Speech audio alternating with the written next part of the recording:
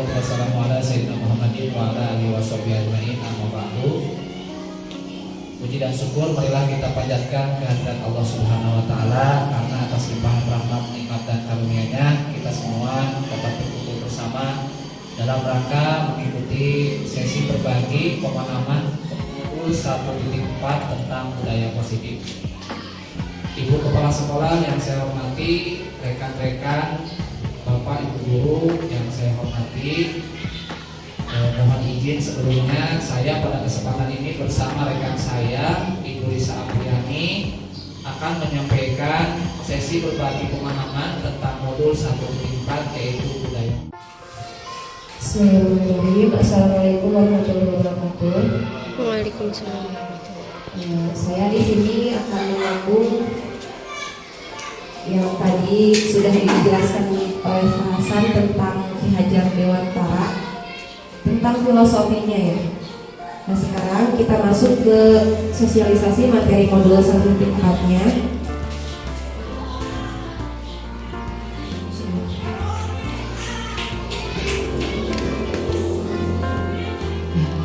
Ini ada budaya positif atau ekosistem positif. Di sini sama juga ya menurut Ki Hajar Dewantara. Ini poin pentingnya dapat memperbaiki kondisi tanah seperti tadi yang dijelaskan oleh Pak Hasan. Jadi kita tidak bisa memaksakan bahwa si anak itu harus pintar misalnya dalam matematikanya, ataupun dalam bahasa Indonesianya, ataupun dalam IPS-nya. Kita gali, kita lihat dulu potensi si anak itu ke arah yang mana gitu ya. Nah, sehingga kita bisa memunculkan potensi anak yang lebih diminati ataupun yang lebih disukai oleh si anak tersebut. Itu hanya sekilas saja tadi sudah dijelaskan. Nah ini ada 6 eksplorasi konsep. Yang pertama yaitu adalah perubahan paradigma, stimulus respon versus teori kontrol. Yang kedua arti disiplin, dan 3 motivasi perilaku manusia. Yang ketiga itu keyakinan kelas, hukuman, dan penghargaan. Yang keempat kebutuhan dasar manusia. Yang kelima posisi kontrol. Yang keenam ada segitiga restitusi. Jadi saya di sini akan menjelaskan satu persatu. Nanti kita akan kolaborasi berdua. Yang pertama itu ada perubahan paradigma, stimulus respon versus teori kontrol. Yaitu contohnya misalnya kita buat sebuah kegiatan kepalan tangan, misalnya ya contohnya ada kepalan tangan, dan di dalam kepalan tangan tersebut kita simpan secari kertas yang sudah kita tulis apa yang paling berharga dalam kehidupan kita. Misalnya saya memiliki seorang anak atau 2 orang anak yang paling berharga dalam kehidupan saya. Terus saya tulis dalam secari kertas tersebut, dan saya bayangkan itu harus tergenggam dan harus saya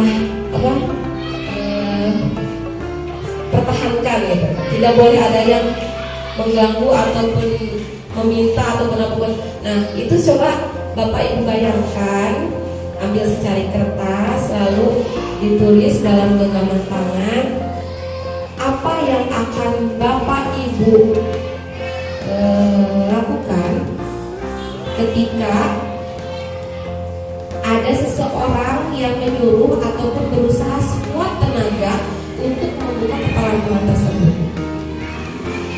Kira-kira bagaimana Bapak Ibu?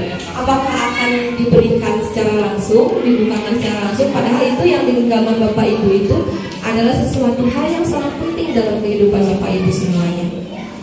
Apakah akan memberikannya langsung ataupun akan sekuat tenaga untuk mempertahankannya Pak ya? Mempertahankannya karena kenapa Pak prinsipnya? Karena bagi Bapak mungkin itu yang terbaik, yang paling penting dalam kehidupan ya. Itu contohnya dari perubahan paradigma. Yang selanjutnya ini, bisakah kita mengontrol seseorang? Nah, di sini ada perbedaan antara stimulus respon dan teori kontrol, di mana yang sebelah kiri itu kita mencoba mengubah orang agar berpandangan sama dengan kita, atau kita kita lebih ke teori kontrolnya itu kita berusaha memahami pandangan orang lain tentang dunia. Itu menurut Bapak Ibu yang lebih bagus, yang lebih baik itu yang mana ya? Apakah di stimulus respon atau teori kontrol? Yang teori kontrol ya. Ya.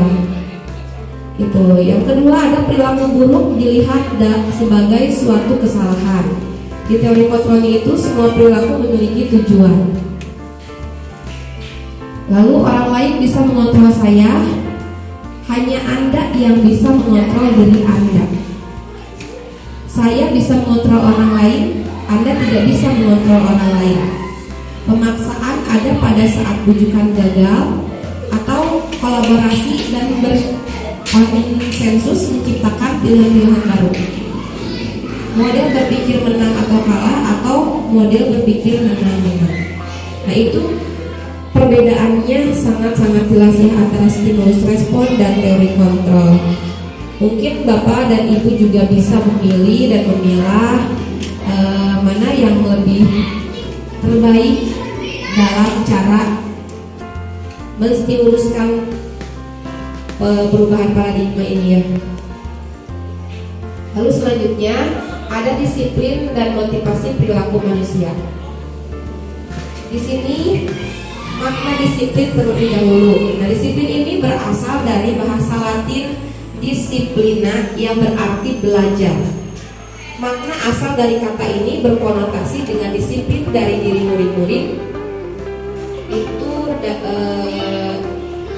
menurut Socrates dan Plato, disiplin diri membuat orang menggali potensinya menuju sebuah tujuan apa yang dia hargai.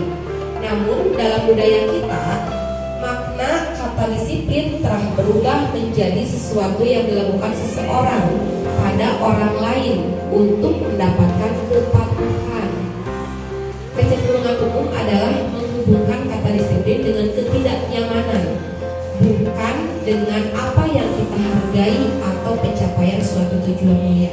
Jadi di sini disiplin itu bermakna negatif karena kesannya seolah-olah memaksa.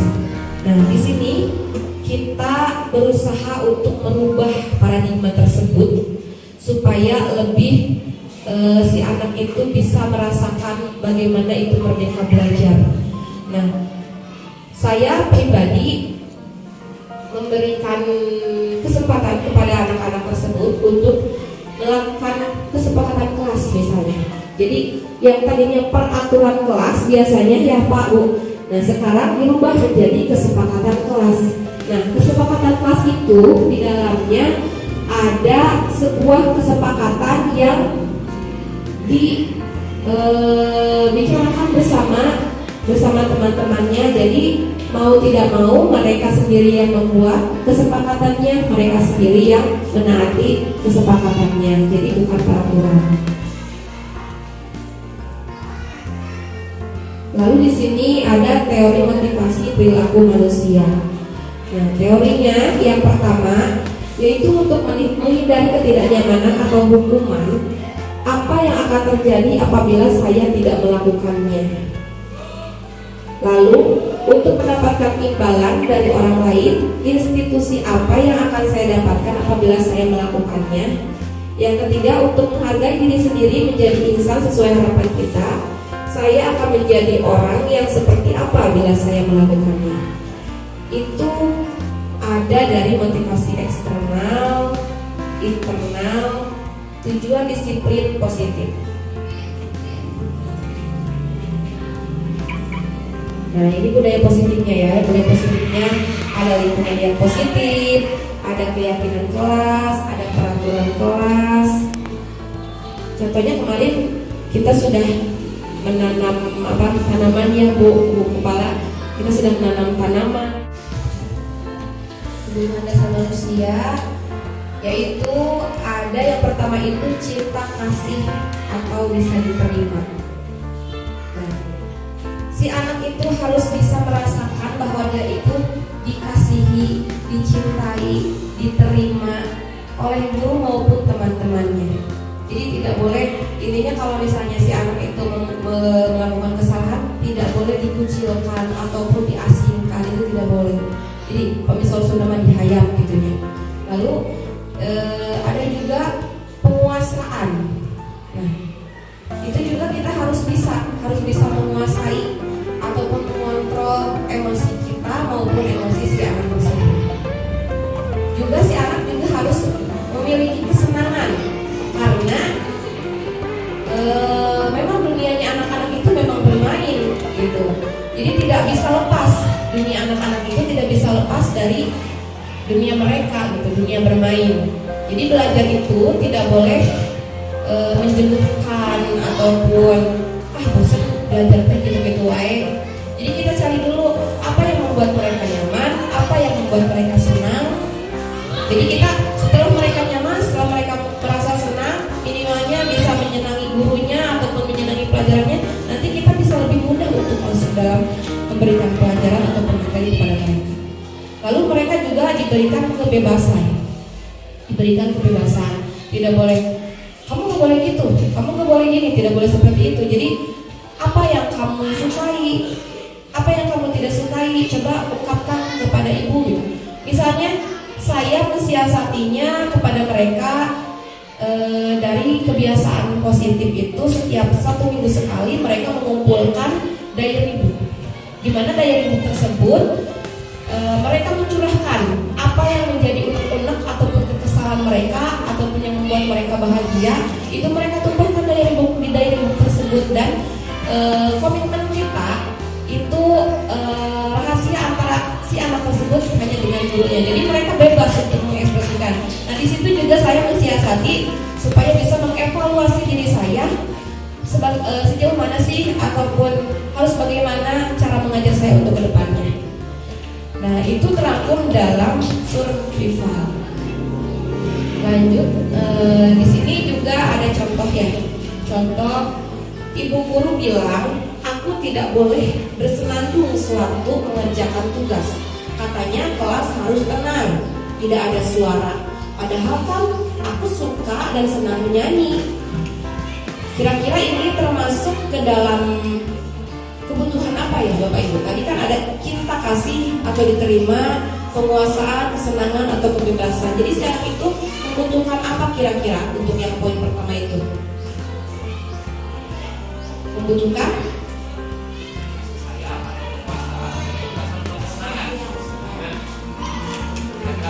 kesenangan masuk ya. Dia menyenangi atau menyukai menyanyi ya. Terus dia juga ingin dipahami bahwa saya itu senang menyanyi loh Bu gitu. Lalu yang kedua, ibu guru tidak menyapaku hari ini, padahal aku pakai jepit rambut baru. Nah, ya jadi si anak itu ingin diperhatikan. Jadi dia itu membutuhkan apa? Cinta kasih, diterima, penguasaan, kesenangan atau kebebasan. Cinta kasih ya, cinta kasih. Jadi dia itu ingin diperhatikan. Jadi jepitnya baru ya nak, sangat cantik sekali. Jadi anak itu pengen seperti itu, jadi ingin dispesialkan gitu ya, ingin diperhatikan. Lalu poin yang ketiga, aku bosen, masa belajarnya cuma gitu-gitu aja, dengerin ibu guru aja. Jadi apa-apa yang benar caranya si ibu nate inginnya lebih yang bervariatif, inovatif gitu. Itu kira-kira si anak membutuhkan apa? Kebebasan, kesenangan, penguasaan, cinta kasih, diterima. Masuk kemana ya? Bosen gitu. Kebebasan ya, iya kebebasan. Jadi si anak juga butuh ditanya, nah kamu ingin seperti apa cara belajarnya? Kalau misalnya bosan, bicara dengan ibu. Apakah ingin melihat video-video ataupun ingin di luar kelas, itu juga tidak menutup kemungkinan ya. Kita juga bisa mengajar di luar ataupun di ruangan kelas gitu. Kita intinya melakukan pendekatan kepada si anak tersebut. Selanjutnya, aku selesai gambar, aku sebel, gambarku tidak rapi. Malah ibu guru nunjukin ke teman-temanku di depan kelas. Jadi dia merasa kesal, padahal sudah tahu nih dia itu menggambarnya jelek misalnya atau tidak bagus gitu ya. Tapi si ibu guru tersebut malah diperlihatkan kepada teman-temannya. Dia merasa malu ya. Jadi dia membutuhkan apa? Dimengerti. Jadi termasuknya kemana? Kemana nih Mas? Terima kasih, kebebasan, penguasaan, survival. di kabel kamar kami pun di matur Cinta kasih, iya maksudnya cinta kasih. Jadi si ibu harus bisa mengerti. Udah tahu gambarnya kurang bagus, malah diperhatikan, diperlihatkan kepada teman-teman. Adapun pengertian dari restitusi tersebut yaitu proses menciptakan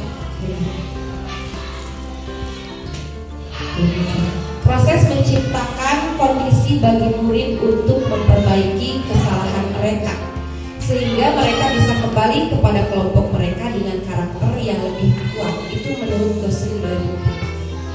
Nah, ciri-cirinya itu ada 9. Yang pertama, bukan untuk menebus kesalahan, namun untuk belajar dari kesalahan. Yang kedua, memperbaiki hubungan. Yang ketiga, tawaran bukan paksaan. Jadi tidak boleh dipaksa ya, kita menawarkannya gitu. Nah, mau nggak kalau kayak gini? Nah, mau nggak kalau seperti ini? Ya, kamu harus gitu, nggak boleh gitu ya. Lalu yang keempat, restitusi menuntut untuk melihat ke dalam hati. Jadi kita berbicara dari hati ke hati terlebih dahulu.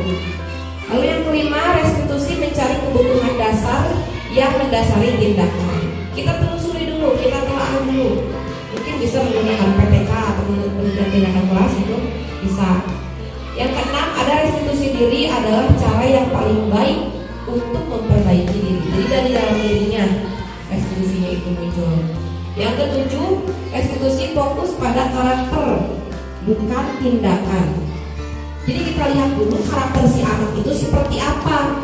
Karena karakter setiap anak itu berbeda-beda. Ada yang ingin selalu dempet semuanya, sudah namanya gitu. Ada yang selalu ingin dipuji, ada yang selalu yang di alam-alam gitu. Kebanyakan anak-anak yang seperti itu, bukan ingin disentak gitu. Jadi kita harus melihat dulu karakter si anak tersebut gitu. Bukan langsung bertindak, bukan. Jadi kita lihat dulu karakter si anak. Yang kedelapan itu ada restitusi fokus pada solusi. Kita cari solusinya nih, harus seperti apa nih? Kalau misalnya si anak melakukan kesalahan seperti ini, solusinya harus seperti apa nih? Kita bisa juga menggunakan seperti itu ya. Lalu yang kesembilan itu ada restitusi mengembalikan murid yang berbuat salah pada kelompoknya. Ini contoh segitiga restitusinya. Jadi segitiga restitusi ada validasi tindakan yang salah, ada menstabilkan identitas, menanyakan keyakinan. Nah, di luar segitiga ini juga kamu tentunya punya alasan mengapa melakukan itu. Adakah cara yang lebih efektif untuk mendapatkan apa yang kamu butuhkan?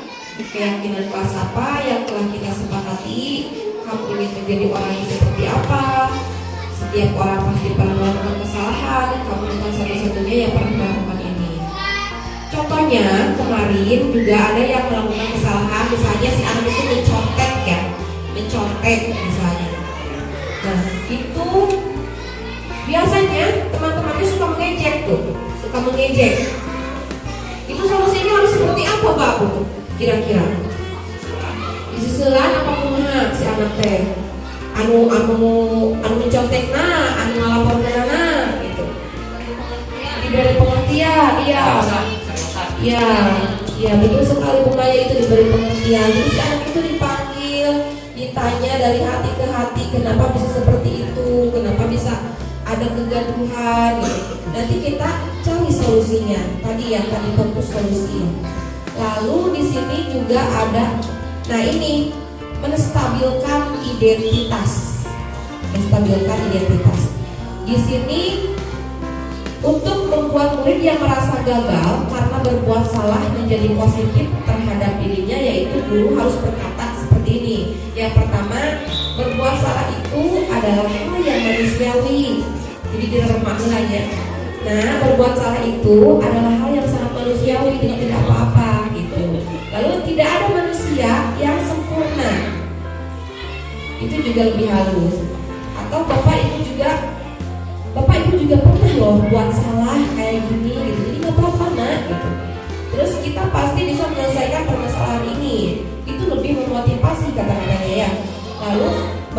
tidak tertarik untuk mencari tahu siapa yang benar, siapa yang salah, tapi ibu lebih tertarik untuk menyelesaikan masalahnya. Jadi kita sudah lupakan saja siapa yang salah, siapa yang benar, kita lupakan. Yang penting kita cari solusinya, cari penyelesaian masalahnya. Lalu kalau kamu menyalahkan dirimu sendiri terus-menerus, apakah kamu bersikap baik pada dirimu sendiri? Itu kan hanya akan memunculkan diri sendiri ya. Itu akan mendolimi, kalau bahasa agamanya mendolimi diri sendiri gitu. Jadi dia anak itu akan terus terpuruk. Lebih baik kita menyelesaikannya dengan cara mencari penyelesaian masalahnya. Lalu validasi tindakan yang salah itu yang seperti ini, kita bersihkan aja langsung ke bawah ya. Guru itu berkatanya seperti ini contohnya. Kamu bisa saja kan melakukan hal yang lebih buruk, tapi kamu tidak melakukannya kan? Itu kan lebih ke kata-kata yang lebih tidak baik gitu, kurang halus gitu, lebih kasar. Kamu pasti punya alasan mengapa melakukannya. Apa yang penting bagi kamu? Kamu boleh tetap berusaha menjaga sikap itu, tapi tambahkan sikap yang lain yang baru. Itu juga sama. Maukah belajar cara lain untuk membuat pendapat yang kamu butuhkan tanpa harus mengumpul? Apakah kamu dapat melakukan dengan lebih baik besok lagi? Ini validasi tindakan yang salah. Lalu menanyakan keyakinan. Murid melihat kesalahannya bukan dengan nilai-nilai kebaikan yang diyakininya mendasari manusia berinteraksi dengan orang lain. Guru berkata, apa nilai yang kita percaya di kelas atau sekolah kita? Nilai-nilai kebajikan atau keyakinan apa yang telah kita sepakati? Kelas yang ideal itu yang seperti apa sih? Kamu ingin jadi anak yang seperti apa? Apa yang kamu rasakan ketika kamu melakukan itu? Kamu mau menjadi seperti apa? Ini menanyakan keyakinan ke si anak tersebut.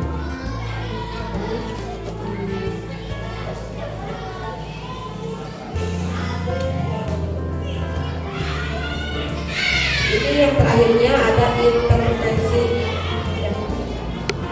Lalu rancangannya ini ada latar belakang, tujuannya juga ada. Lalu deskripsi aksi nyata, tolak ukur keberhasilannya juga kita harus bisa melihat keberhasilannya sampai mana. Lalu kegiatan, tantangan kegiatannya itu pasti akan selalu ada tantangan dalam kegiatan tersebut. Pasti akan ada anak yang gak mau, saya maunya gini gitu. Nah kita harus bisa mengontrol itu, kita harus bisa mengarahkannya. Lalu harus ada program tindak lanjutnya juga, sehingga kita menghasilkan hasil aksi nyata. Dan ini contoh aksi nyata yang sudah saya laksanakan. Yang pertama ini si anak melestarikan lingkungan sekolah. Dia sedang menanam tanaman supaya lingkungan kita tetap merasa hijau, asri, segar, banyak oksigen ya. Indah juga, keindahan kelas, keindahan sekolah. Ini literasi yang selalu saya terapkan setiap hari, yaitu literasi batul. Jadi di mana mereka setiap pagi itu mereka baca tulis. Jadi mereka itu di pojok baca untuk membaca tidak kurang dari 15 menit. Jadi setelah itu mereka tulis, dirangkum, lalu mereka tempel setiap hari di dinding. Ini juga ada budaya positif, selalu membersihkan kelas, membersihkan ruangan, membuang sampah. Ini juga sama, membersihkan kelas. Ini contoh literasi batulnya. Ini mempercantik atau memperindah kelas supaya mereka lebih merasa nyaman dalam belajarnya, sehingga mereka merasa senang, merasa nyaman dalam belajar. Karena intinya mereka juga sesuai dengan kodratnya, mereka itu memang suka yang bersenang-senang itu, yang suka dengan bermain, suka dengan bercanda itu. Tapi kita juga harus bisa mensiasatinya untuk memasukkan materi-materi atau pelajaran-pelajaran dalam waktu-waktu tersebut. Masa aksi nyatanya mau di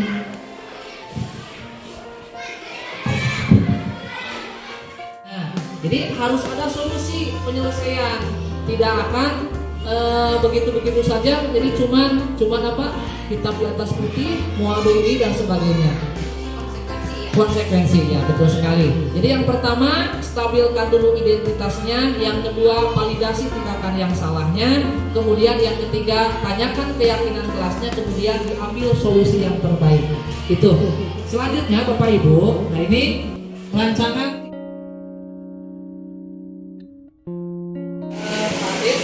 setelah kita tadi melakukan studi berbagi, barangkali ada sesuatu hal yang ingin disampaikan atau yang ingin kita diskusikan terkait budaya musik di sekolah. Silakan. Terima kasih atas waktunya telah diberikan. Tadi dari paparan yang diberikan, memang banyak hal yang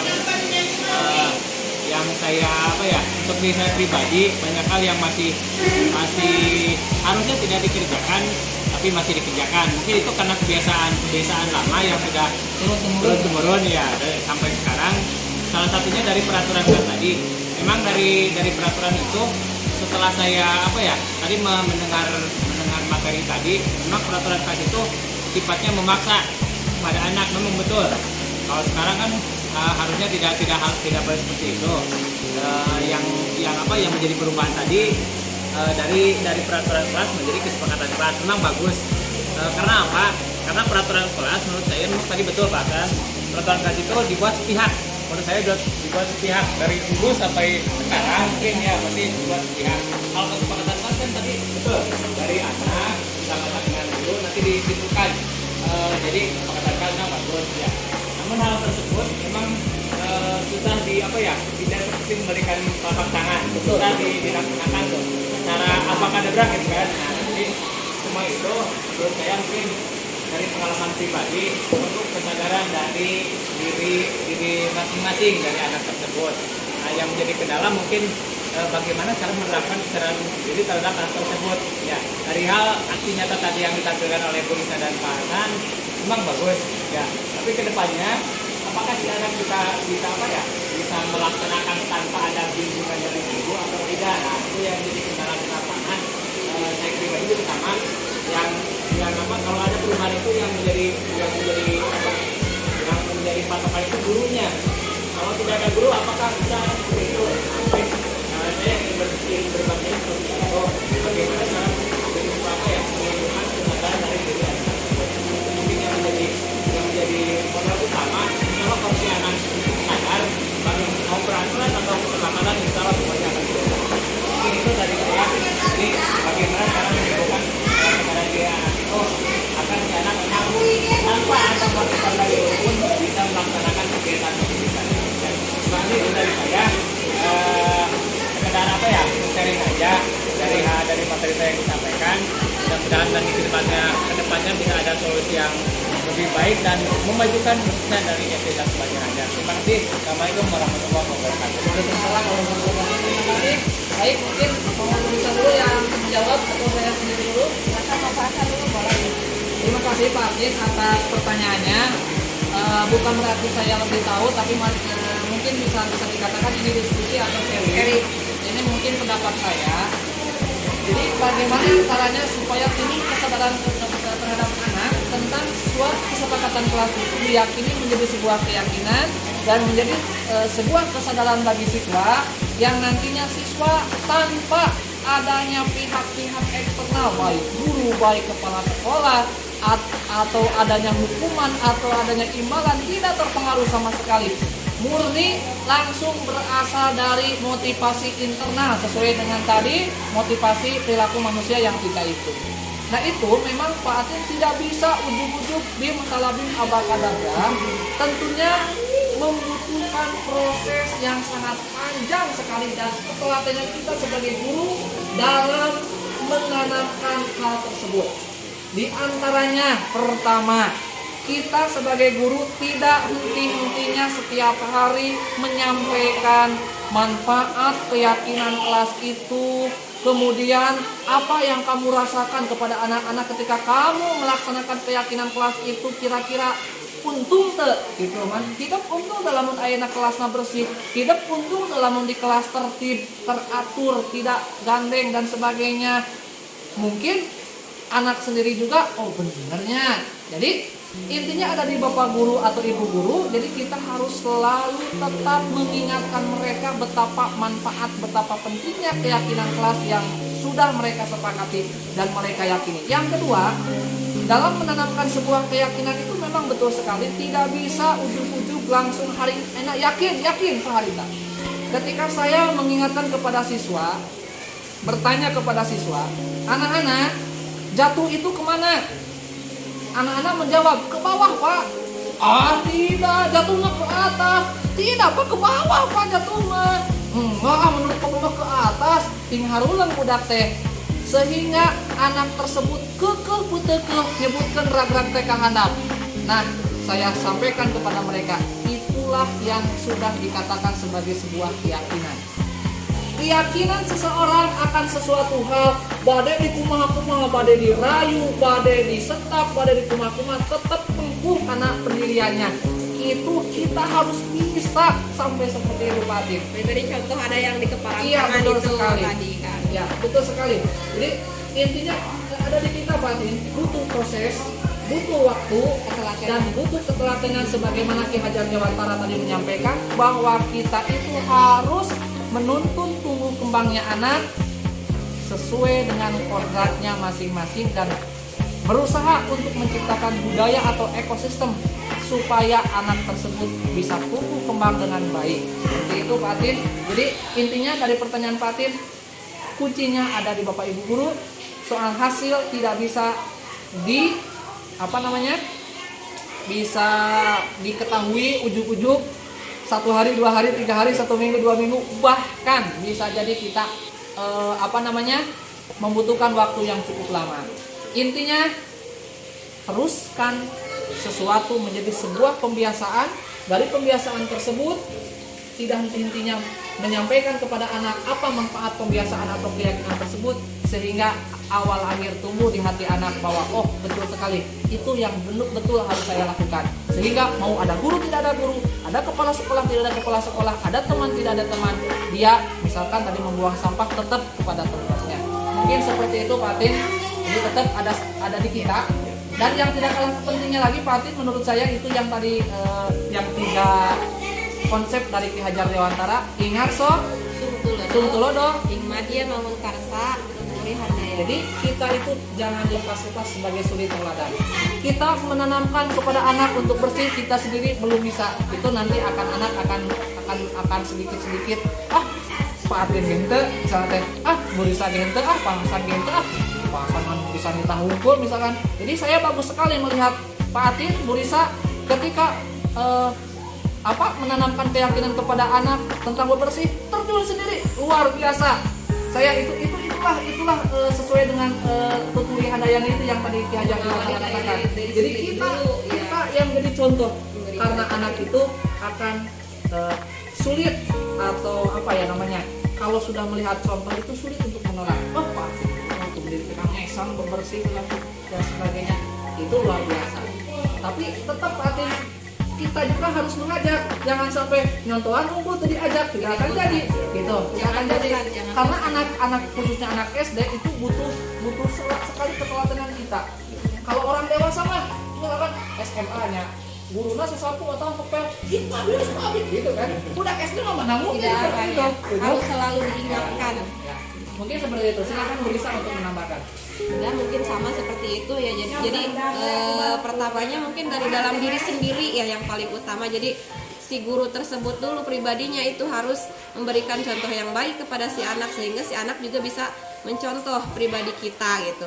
Nah ini juga yang menjadi kendala bagi saya, ingin menanamkan dari pribadi si anak tersebut supaya melekat dari sejak dini sampai akhir hayatnya gitu. Jadi dia tidak melupakan sampai kapanpun. Nah anak SD itu memang sangat-sangat apa namanya ya, merekam itu, rekamannya itu sangat panjang gitu, sangat panjang.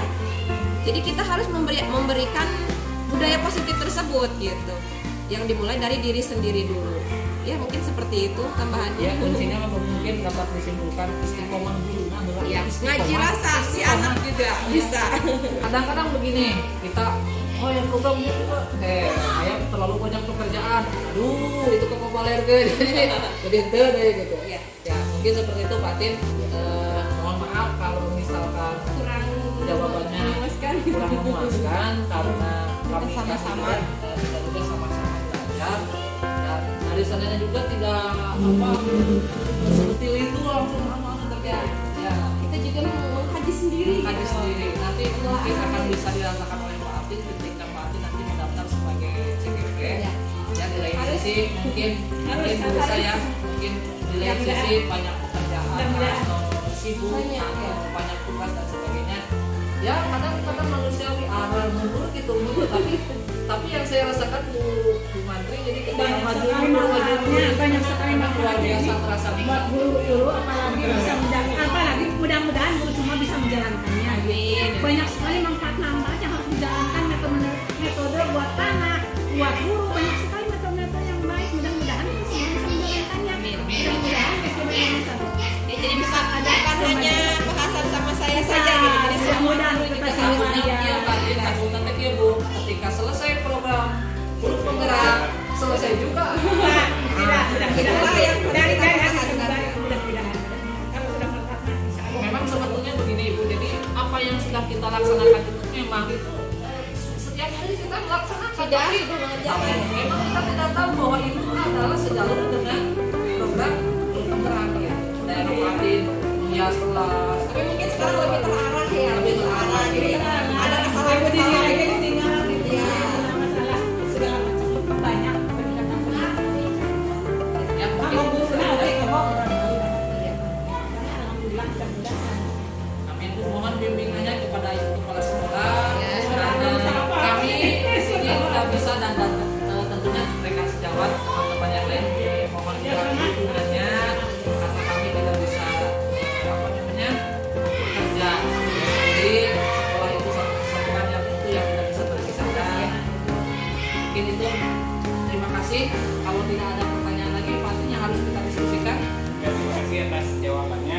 Mungkin kedepannya, jadi intinya guru itu tidak hanya menyuruh, tapi sebagai harusnya Bapak memberi contoh dan mengajak. Nah, intinya mengajak. Kalau hanya memberi contoh, tidak diajak.